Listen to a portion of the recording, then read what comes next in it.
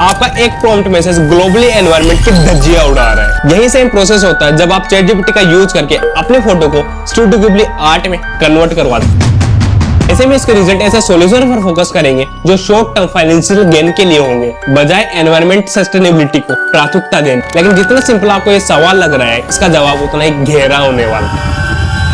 Artificial intelligence दुनिया बदल रहा है। गिबली स्टाइल फोटो बनाना हो या फिर बनाना हो Disney picture style, pop art बनाना हो या बनाना हो ऑयल पेंटिंग, खुद का एआई अवतार बनाना हो या फिर बनाना हो आपके आवाज में पूरा का पूरा गाना।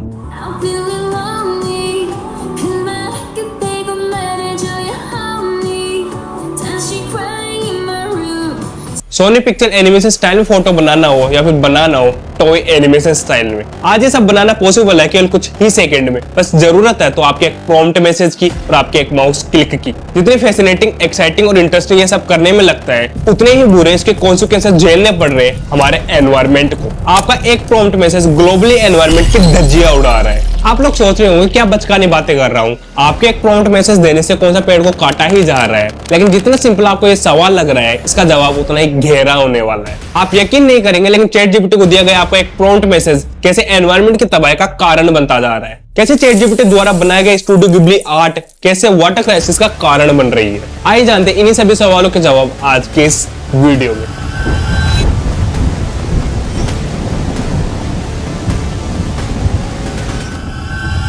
ये वीडियो मेरी आर्टिफिशियल इंटेलिजेंस सीरीज का थर्ड वीडियो होने वाला है। इससे पहले दो वीडियोस में मैंने बताया था कि आर्टिफिशियल इंटेलिजेंस की शुरुआत कैसे हुई थी, और दूसरे वीडियो में बताया था कि आर्टिफिशियल इंटेलिजेंस की एक्चुअल पोटेंशियल को कैसे यूटिलाइज किया जा सकता है। अगर आपने अभी तक वो वीडियोस नहीं देखे हैं तो इस वीडियो को देखने के बाद उन वीडियोस को जरूर देखना। पहले ये समझना बहुत जरूरी है कि चैट जीपीटी को दिया गया आपका एक प्रॉम्प्ट मैसेज कैसे रिस्पॉन्स में कन्वर्ट किया जाता है, इसकी इंटरनल वर्किंग आखिर काम कैसे करती है। जब आप किसी एआई को प्रॉम्प्ट मैसेज देते हो तो वो सबसे पहले उसे छोटे छोटे पार्ट्स में डिवाइड करता है, जिन्हें टोकन्स कहते हैं। ये टोकन्स किसी वर्ड के हिस्से या फिर पंक्चुएशन मार्क्स को रिप्रेजेंट करते हैं। फिर हर एक टोकन को एक न्यूमेरिकल फॉर्म में कन्वर्ट किया जाता है, जिसे वेक्टर कहा जाता है, जो कि कुछ इस प्रकार का दिखाई देता है, जो उसके मीनिंग को मैथमेटिकल स्पेस में कैप्चर करता है। वर्ड को छोटे छोटे पार्ट्स में कन्वर्ट करने को टोकनाइजेशन और उन्हीं छोटे छोटे पार्ट्स को वेक्टर में कन्वर्ट करने को एम्बेडिंग कहा जाता है। इसके बाद ये वेक्टर्स न्यूरल नेटवर्क ज्यादातर केसेस में ट्रांसफॉर्मर आर्किटेक्चर से गुजरते हैं, जहां मल्टीपल लेयर्स और अटेंशन मैकेनिज्म यह समझते हैं कि प्रॉम्प्ट के टोकन आपस में कैसे रिलेटेड है। फिर मॉडल यह प्रिडिक्ट करता है कि अगला मोस्ट प्रोबेबल टोकन कौन सा होगा। यह प्रोसेस बार बार रिपीट होता है और टोकन एक एक करके ऐड होते जाते हैं जब तक पूरा रिस्पॉन्स रेडी ना हो जाए।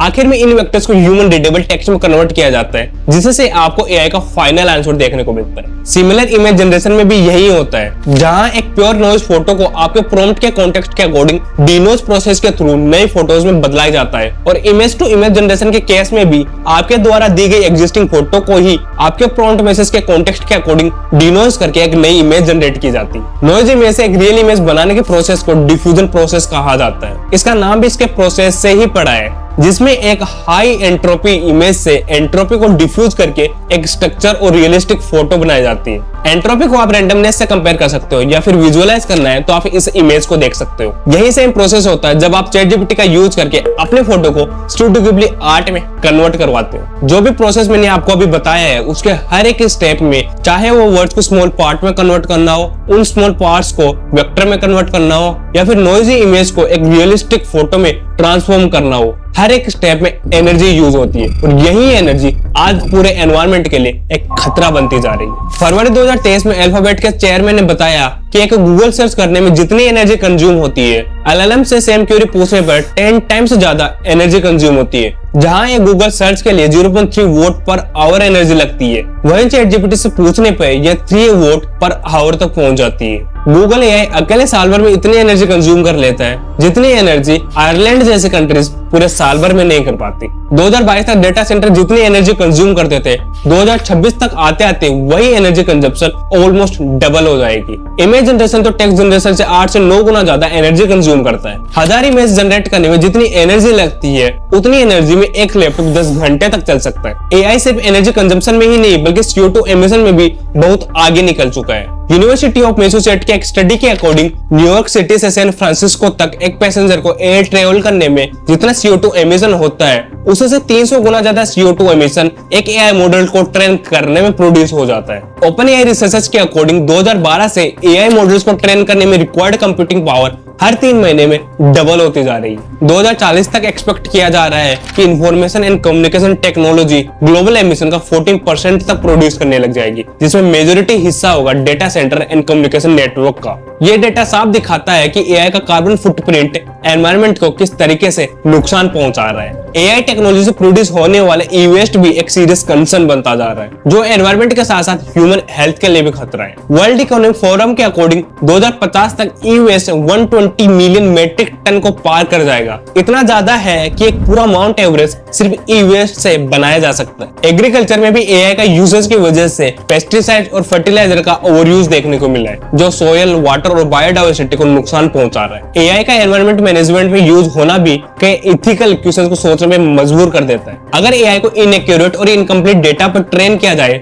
जिसमें इकोनॉमिक ग्रोथ को एनवायरनमेंट सस्टेनेबिलिटी से ज्यादा इंपॉर्टेंस दी जाए, तो AI भी बायस्ड हो सकता है। ऐसे में इसके रिजल्ट ऐसे सॉल्यूशन पर फोकस करेंगे जो शॉर्ट टर्म फाइनेंशियल गेन के लिए होंगे, बजाय एनवायरनमेंट सस्टेनेबिलिटी को प्राथमिकता देने के। ये बात तो सच है कि टेक्नोलॉजी जब भी आगे बढ़ी है, उसने एनवायरनमेंट को हर एक एस्पेक्ट में नुकसान ही पहुंचाया है। AI डेवलपमेंट का असर न केवल एनर्जी और पोल्यूशन पर पड़ा है, बल्कि वाटर कंजम्पशन पर भी एक बहुत बड़ा असर देखने को मिल रहा है। डेटा सेंटर को कूलिंग के लिए भारी मात्रा में पानी की जरूरत होती है। याद है गिबली स्टाइल फोटो जनरेट करने का ट्रेंड? हम लोगों ने तो अपने मजे के लिए बहुत सारी गिबली स्टाइल फोटो जनरेट करवा ली थी, लेकिन इसका सबसे भारी नुकसान हुआ था पानी की खपत को। जब ये ट्रेंड चला था, तब ChatGPT पर सिर्फ 1 घंटे में 1 मिलियन यूजर्स ने ज्वाइन किया था। टॉप व्यू एनालिसिस के according 1 million Ghibli style image generate करने के लिए लगभग 40,000 लीटर पानी की खपत होती है, जो कि यूनाइटेड नेशंस के अकॉर्डिंग 20 लीटर पर पर्सन पर डे के हिसाब से 2000 लोगों के लिए एक दिन के लिए काफी है। हर साल किसी न किसी महीने में दुनिया की 2/3 आबादी को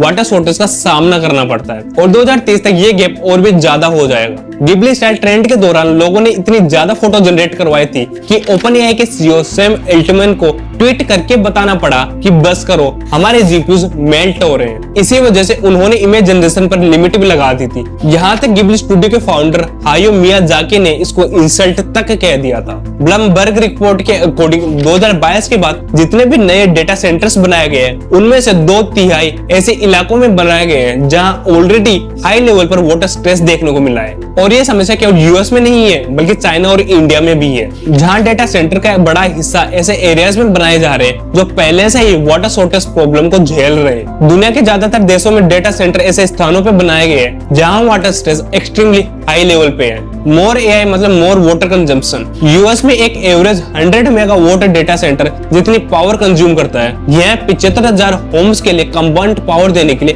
काफी है, और साथ ही 2 मिलियन लीटर पानी रोज कंज्यूम करता है, जो कि 6500 हाउस होल्ड को पानी देने के लिए पर्याप्त। यहाँ तक कंपनीज के द्वारा AI डेवलपमेंट को इस तरीके से पेश किया जाता है कि इससे हो रहे नेगेटिव एनवायरमेंट इंपैक्ट पर किसी का ध्यान ही नहीं जाता। कुछ कंपनीज तो केवल प्रॉफिट पे ध्यान देती है, उन्हें फर्क नहीं पड़ता कि एनवायरनमेंट किस हद तक नेगेटिव इंपैक्ट झेल रहा है। इन्हें पता है कि एनवायरनमेंट को किस हद तक नुकसान पहुंच रहा है, लेकिन फिर भी इसकी जानकारी पब्लिकली नहीं दी जाती। AI सिस्टम खुद इतने कॉम्प्लेक्स होते हैं कि आम लोगों को समझ ही नहीं आता कि इसके बदले कितनी बड़ी एनवायरमेंटल कॉस्ट चुकानी पड़ रही है। यहाँ तक कि कंपनीज के द्वारा प्रॉपर डेटा भी डिस्क्लोज नहीं किया जाता कि उनके ट्रेनिंग मेथड से किस हद तक एनवायरनमेंट को नेगेटिव इंपैक्ट झेलना पड़ रहा है। इन सबको रोकने के लिए ट्रांसपेरेंट प्रोसीजर और लॉ को इंट्रोड्यूस करने की बहुत जरूरत है। शॉर्ट टर्म फाइनेंशियल ग्रोथ के बजाय लॉन्ग टर्म सस्टेनेबल डेवलपमेंट पर फोकस करने की जरूरत है। एनर्जी एफिशिएंट हार्डवेयर और AI एल्गोरिथम बनाने की जरूरत है। नॉन रिन्यूएबल रिसोर्सेज के बजाय रिन्यूएबल रिसोर्सेज का इस्तेमाल करने की जरूरत है। साथ ही लोगों को AI डेवलपमेंट से हो रहे एनवायरमेंट डैमेज के बारे में जागरूक करने की भी बहुत जरूरत है। बिजनेसेस, एकेडमिक्स और पॉलिसी मेकर को कोलैबोरेटिव वे में काम करने की जरूरत है, ताकि ऐसे पॉलिसीज बनाया जा सके जो न केवल लॉन्ग टर्म सस्टेनेबल डेवलपमेंट पर फोकस करे, बल्कि आने वाले फ्यूचर जनरेशन के लिए इस पृथ्वी को रहने लायक भी बनाया जा सके। आई होप आपको इस वीडियो से कुछ नया जानने को मिला होगा। इस वीडियो को लाइक, शेयर एंड चैनल को सब्सक्राइब जरूर करना। Thank you.